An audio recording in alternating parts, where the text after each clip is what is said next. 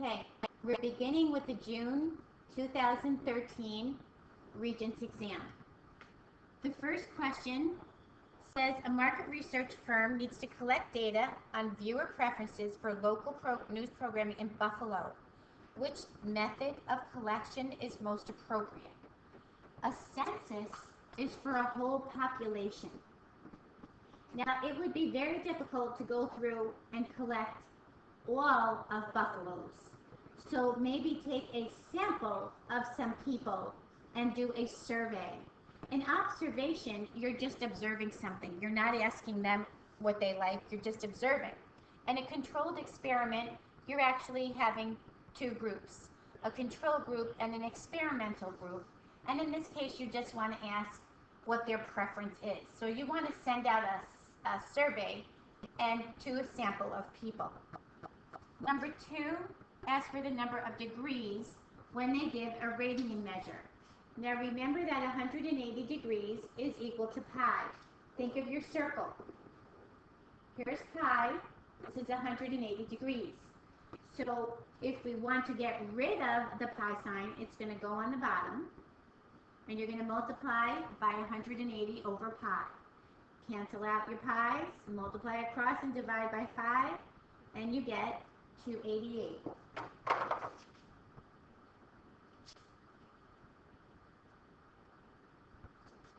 Number 3 is a nice question. It is looking for, we usually see what is a one-to-one function, an onto function, something what is a function. This asks a one-to-one and an onto. A one-to-one says no x repeats, and in this case, no y repeats. It passes a vertical and a horizontal line test. And an onto says it uses all the elements in your range as well. So this is repeating, not good. Repeating, not good. This one is missing one here. So number 4 is your choice. This is a popular question.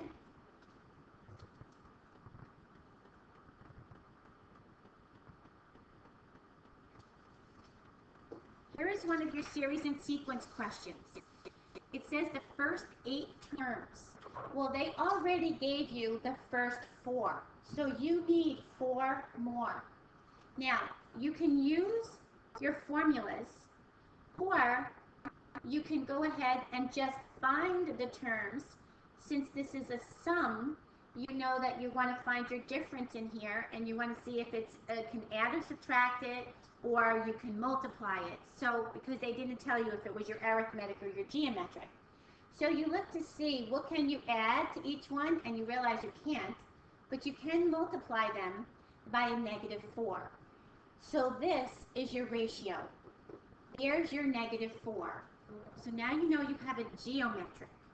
When you go back and look, you find your geometric sum in the back on your formula sheet. And you can take this out and use this. And substitute this in here. Okay, your A1 is your first one, 3. Your 1 minus your R is your negative 4. Be careful to put that in parentheses. You have 8 of these. And then your 1 minus your negative 4. I would put the top in the calculator and then the numerator in the calculator and then put the denominator in the calculator, because you're going to need an extra set of parentheses if you don't, if you put them in all at once. Now, another way to do this is simply find the next 4. If you realize you're multiplying by negative 4, go ahead and keep doing this. Keep multiplying by negative 4. And write out the next 4 in your sequence. Since you had to find the ratio anyway, it's probably easiest to just, this is a 2, it's probably easiest to just go ahead and write them out. And from here, take the sum of all of them. In case you get confused and you don't know how to use the formula, or because it's a fraction and you don't place your parentheses in the right space. Number 5 is what we call a complex fraction. Your goal is to find a common denominator. Go at every term and look at the denominator. We see we need an x and an x squared. So our common denominator has to be x squared. The easiest way to do this is find your common denominator and multiply the numerators of every term by x squared. This will help us get rid of our fraction. So in the first one, 1 times x squared, x squared. Notice this one comes out, 4x. Your fraction is gone in your numerator. 1 will give us x squared on the bottom. This one will come out, minus 2x. This one comes out, minus 8. From here, you can factor. Factor out an x out of your numerator. Factor a trinomial, and sometimes the top will tell you, the numerator will kind of give you a hint, vice versa. If you want this one to be x minus 4, and you realize this is your x plus 2. Now we can take out our common factor and reduce this down. Keep this in parentheses so you're not tempted to cross out a term. You cannot cross out terms. You can only cancel out your common factors.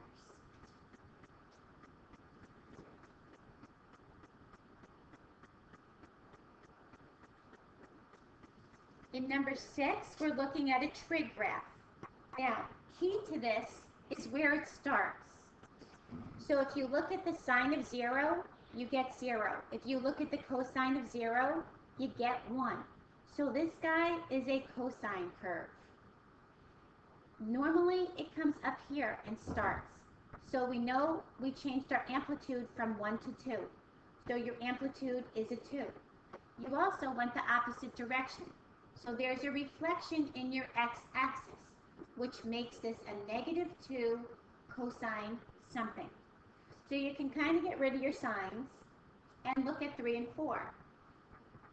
At 2 pi, this is where our period ends. So we have 2 complete curves. That's your frequency. That's what goes right here.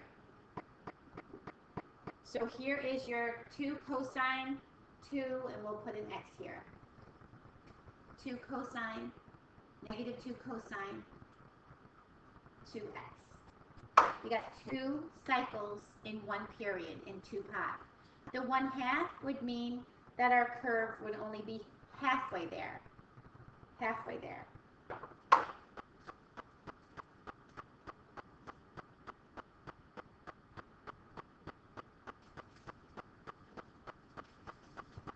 Number 7 is an absolute value inequality. You want to make sure before you solve this that you isolate your absolute value, which means it is on one side of the inequality sign, which it is. This, a greater than, gives you an or statement.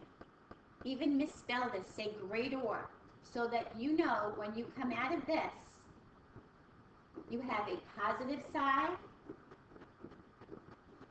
or, here goes your arrows, this way, see the arrow line up?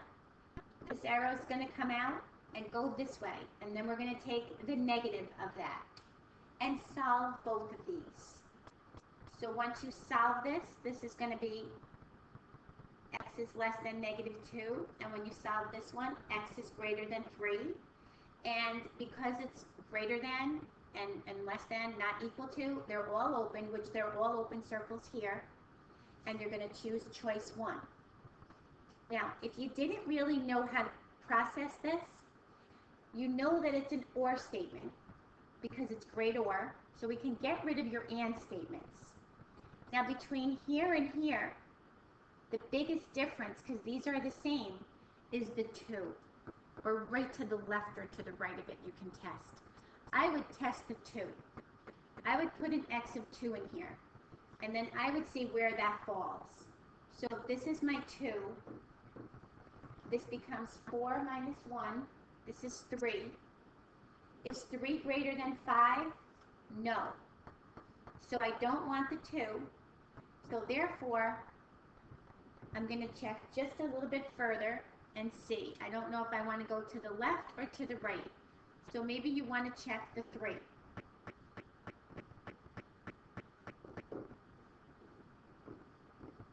This will give me 6. 5 is greater than 5. I know that can't be the equal, so I know that I'm looking at a choice of 1.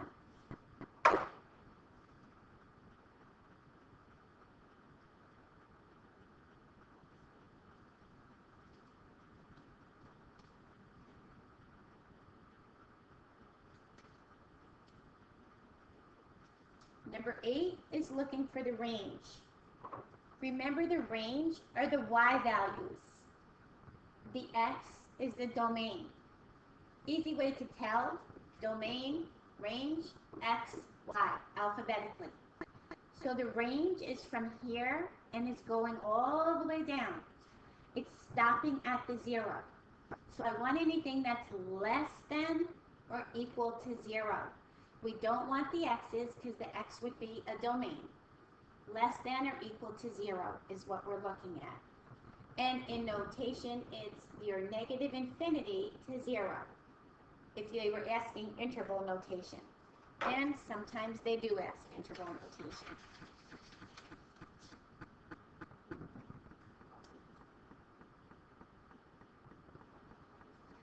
Number 9 is another trig function. Now, they're adding this. They're taking the sign, the sum of 2. So if you look at your formula sheet, you have the sum and the difference of your 2 signs and your cosines. So follow this formula.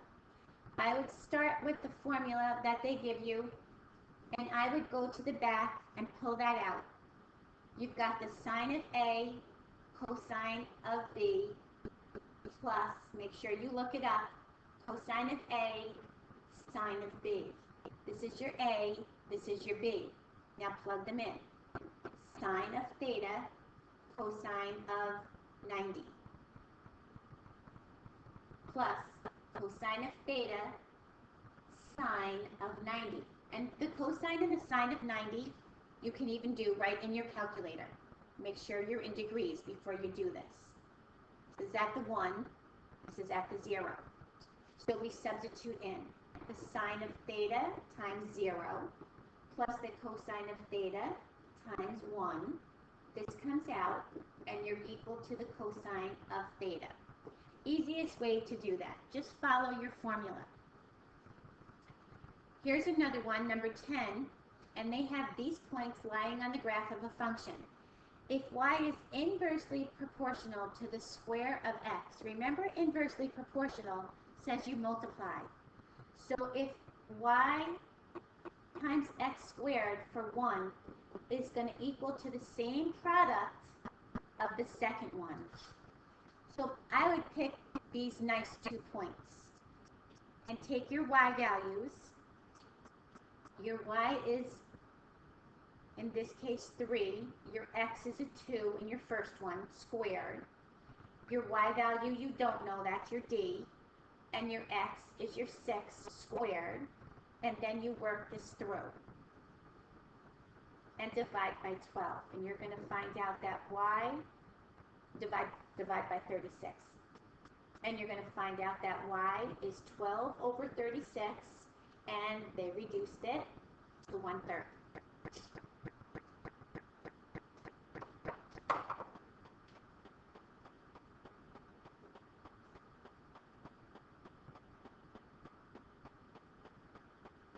And number 11, again, you have a little bit of a trig function. Make sure your mode is set to degrees. Always check. I would always check. Now, your angle of reference here is your S. Across from the 90 is always the hypotenuse. This guy is opposite, this is adjacent. So with opposite and hypotenuse, you have a sine. So you have the sine of S is equal to 8 over 17. Since we want the angle, we do second sine, 8 over 17. And once you get your answer, then go to the second apse, which is the angle. Second apse is angle, and go to DMS. and the DMS will put it into degrees and minutes. And just make sure you round correctly.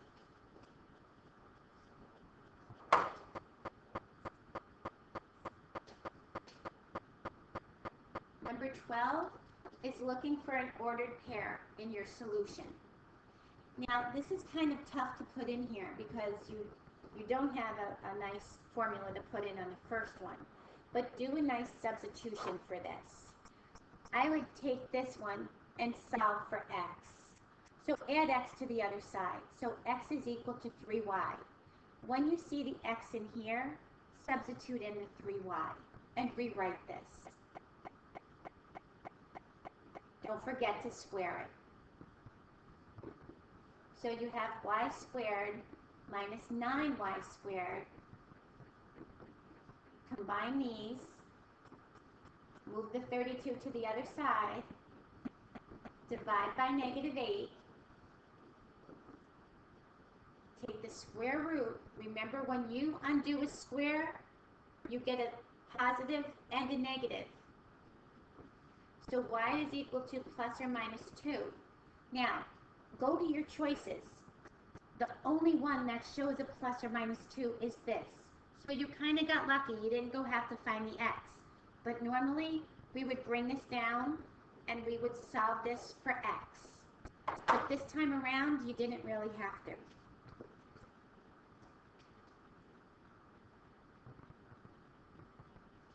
Number 13 is a nice PERT formula. P-E-R-T, PERT. Whenever you compound continuously, you're using your PERT formula. Now, key is to substitute in here correctly. Your interest rate is 5%. Make this into a decimal. Move the decimal 2 places to the left. Susie invests 500. This is her principal. This is what she puts in. A is what she accrues after she collects all her interest. Now, she wants to know how many years it will take for her money to double. Well, if she put in 500, if it doubles, it will be 1,000. That's what's going to be in A. So we make our substitutions. Here's your natural, base E. Your rate is 0.05, and the T is what we need to know. So divide both sides by 500. This only goes to this one. That exponent is only to the E. Now we know from our study of logs, the only thing that takes an exponent down is a power log rule. So we have to take the log of both sides. But because this is your natural log, you have to take the natural log of both sides. Bring this down.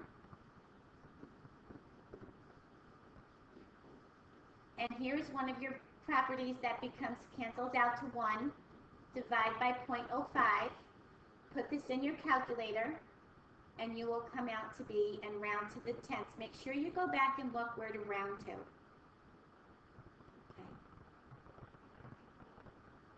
And well, they kind of didn't tell you, but they did give you a nice enough choice. Now, this next one's a little trickier.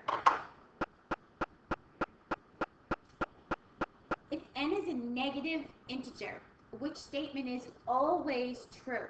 So, pick an integer that's negative.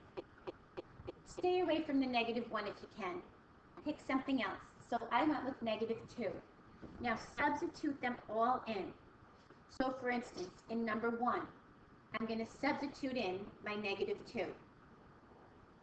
And I want to see if this is true. So I work this out. And I say, no, 1.5 is not less, so it's not number 1. I put it in choice 2. Remember, we're using n as -2. Be careful of all these negatives. So this one is also not true. I come to choice 3. So I put in 6 times my -2 to the -1. There's my -2. I work this out, and this in fact is true. These are great SAT questions as well.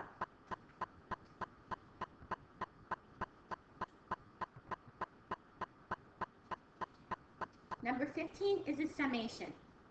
Now sometimes we start working them out and we can put them in your calculator and work everything through, but this one, not so.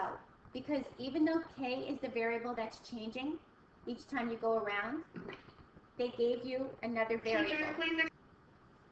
So what we want to do is we want to do the actual substitution. Leave the plus 4 to the end. Just remember to add the 4 at the end.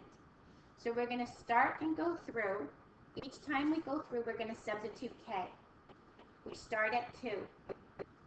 We come around, we check, it's not 5, we bump it up. Therefore, we go to 3. K is now 3. We bump it up, we go to 4. You're just changing k. We bump it up, you go to 5. We check, and yes, we're at the end. Now, distribute and collect all your like terms. So you're going to get your 6 minus your 3x, plus your 9 minus your 3x, 12 minus 3x, plus 15 minus 3x. And at this point, if you want, add back in your 4. So you're going to come down to this guy.